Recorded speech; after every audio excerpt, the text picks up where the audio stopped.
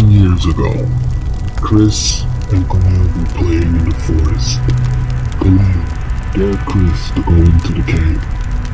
The boy entered. Right after, his screams filled the air. Scared, the other boy ran away. He went back to town and called Phil.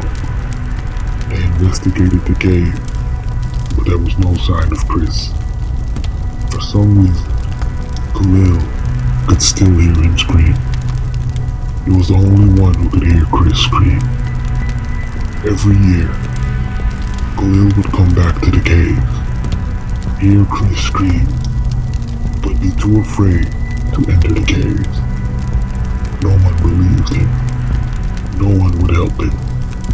Today, he will enter the cave.